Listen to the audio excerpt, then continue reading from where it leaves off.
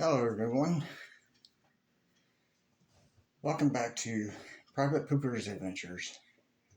My name is Caleb, and today I am going to talk about something that I really don't talk about, but I'm going to bring it up this one time. Maybe a few other times. I don't know.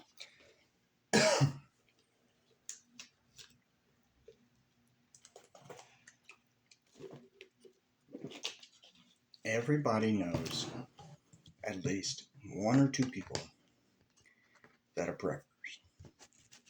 Some people prep for a zombie apocalypse, some people prep for emergency preparedness like hurricanes, flooding, um, tornadoes, power outages from like the wind or ice storms or anything. Some people prepare for the uh, the major apocalypse, the end of days. I'm a prepper, and I ask myself sometimes, what do I need to prepare for? And I would say that prepping for like disasters like tornadoes, power outages is a good thing to prepare for because it's like you never know.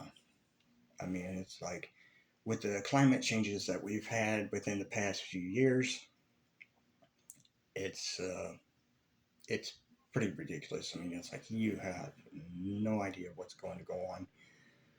Tornado seasons in the past used to run from like late April into mid March, and now they pop up in the fall and in the winter, and they're popping up in places that normally are not in like Tornado Alley, which is like from Texas to Nebraska, or like parts of Arkansas and some parts of Missouri.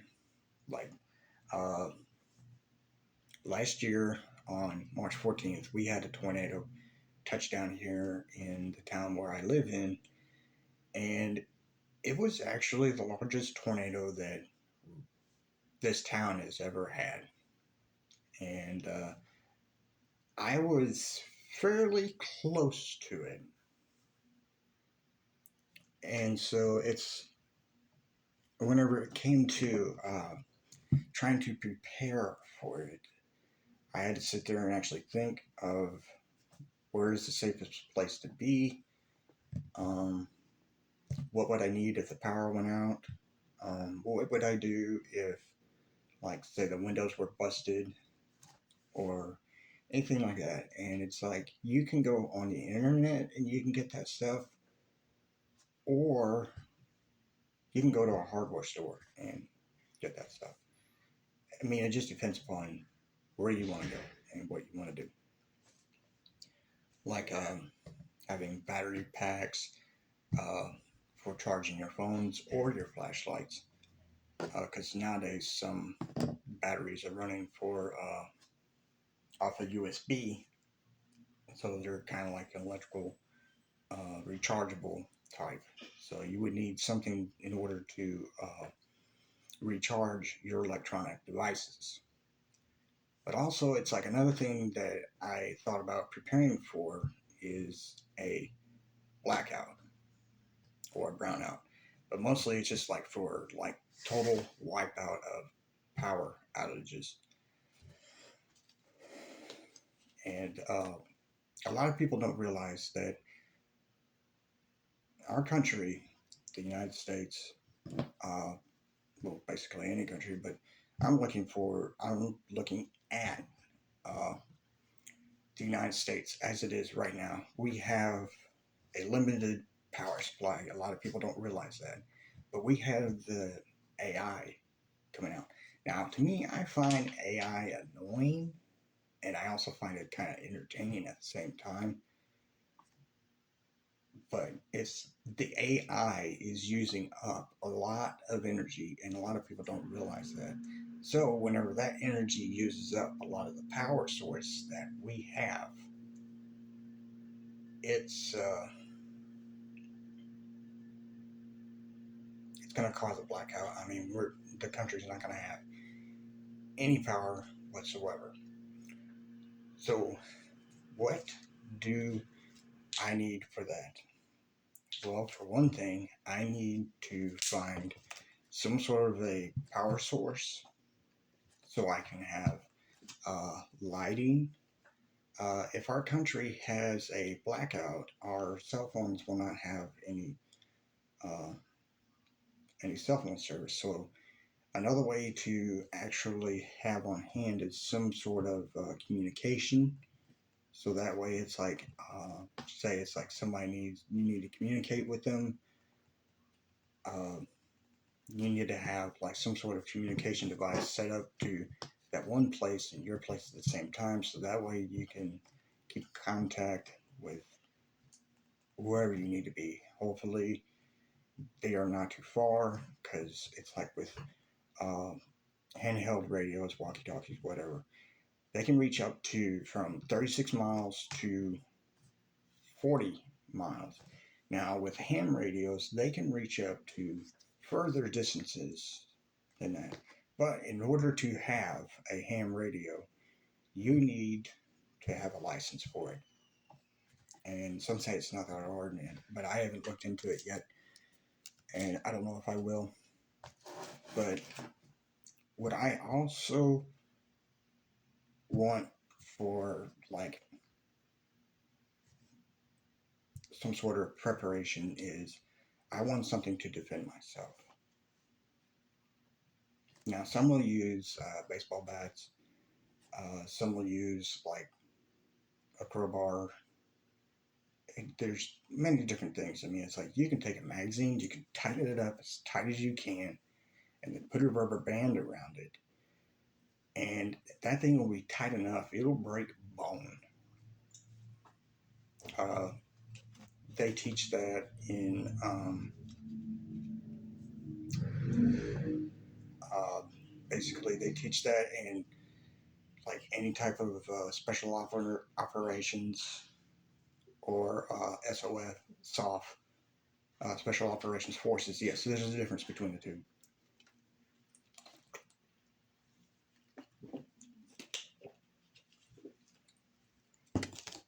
But um,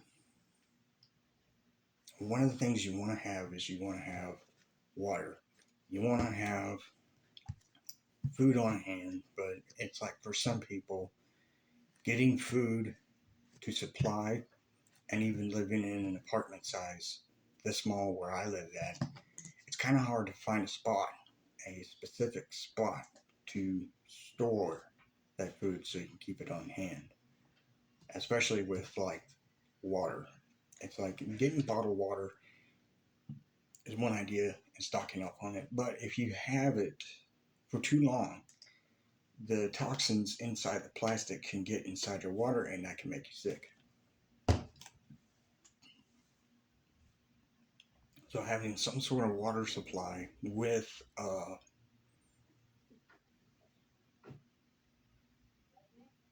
that can fit inside like a water jug, you would need to get like bleach, specific type of bleach. I can't remember. I'll bring that up on another video if I can remember. But it's 8 drops of bleach per 1 gallon of water. So say you get 3 gallon like water containers, you have to multiply 3 times 8, which I think is like 24 drops.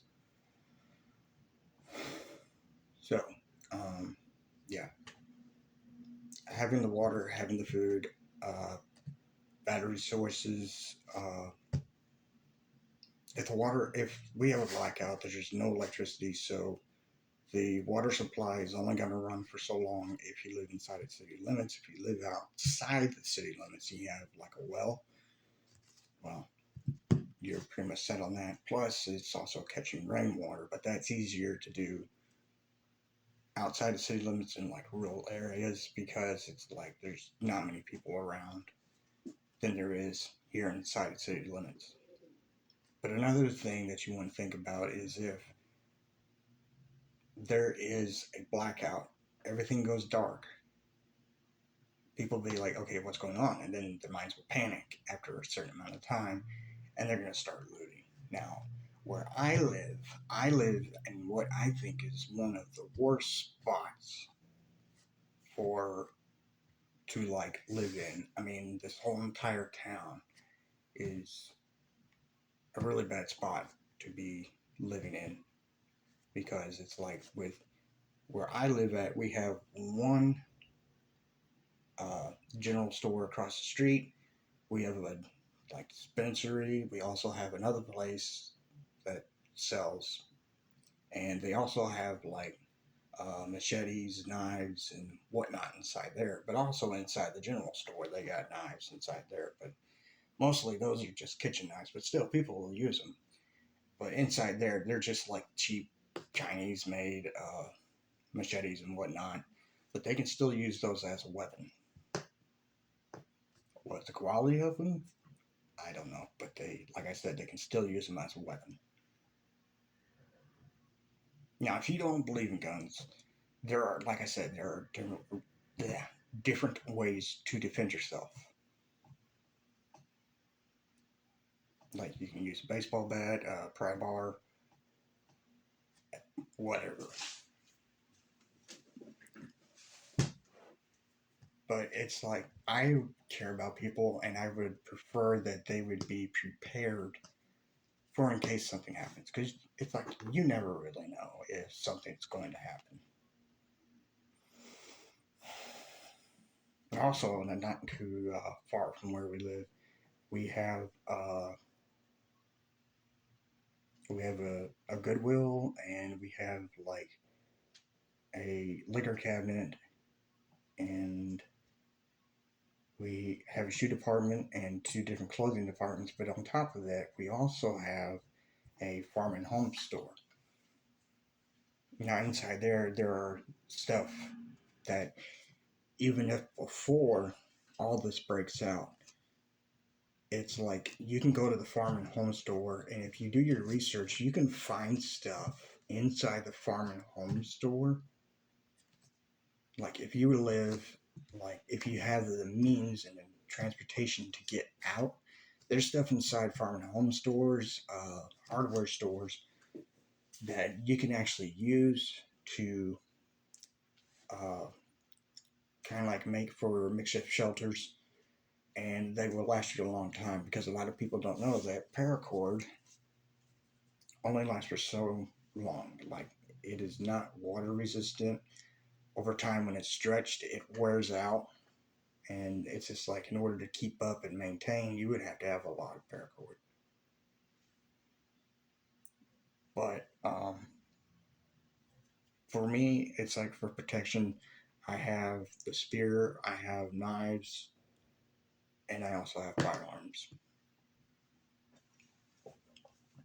So, but if it comes to something like that, everybody's talking about bugging out. I'm bugging in because to me, this is actually the safest spot that I can be in. And pretty much on that note for this episode, I am going to leave it at that. Whenever I come up with more ideas or better videos, I will be back. But until then, please like and subscribe if you are actually watching the videos. Share this video, even though like some other people make more sense than I do. But yeah, it's like if you want, you can subscribe. And if you like this video, like it. If you don't, I'm not going to force you to like it. But until then, you've been watching Private Poopers. You've been watching Private Poopers Adventures. And until then. Alpha Mike Foxtrot.